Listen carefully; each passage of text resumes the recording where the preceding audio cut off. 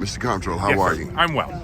Can you give me the particulars of how BG&E, you were saying that in 2 days they go before the commission to increase their rates? Okay, so what Councilman Costello had referred to is apparently BG&E had already requested and scheduled a rate increase hearing before the Public Service Commission on Friday, February 17th.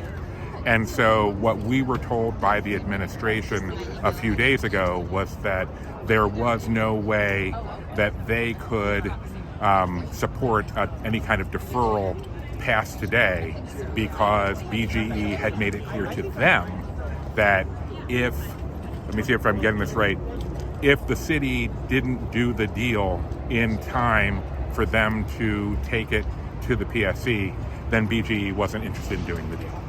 And this is regarding 741 miles of underground conduit. I don't know the exact number off the top of my head.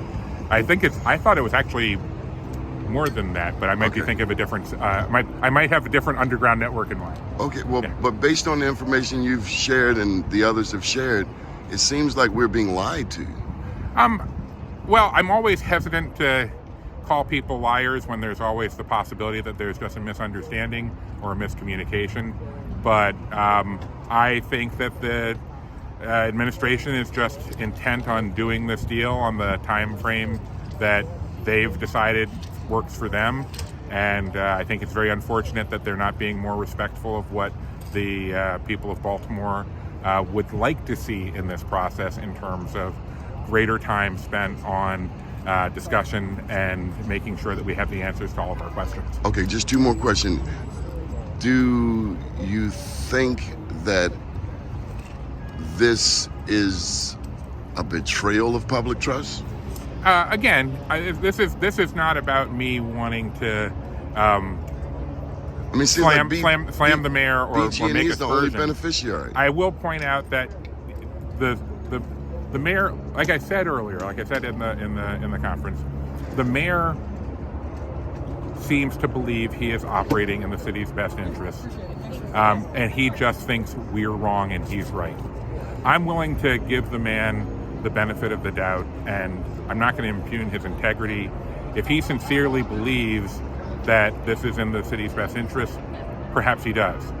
I think this is a case where even if he's not wrong, he hasn't done the due diligence of making that case fully and completely to the people of Baltimore. And that's what this really ends up being about. It's make sure all of our questions are answered, making sure we've had the time to talk it through, to work it out. And if at the end of that time,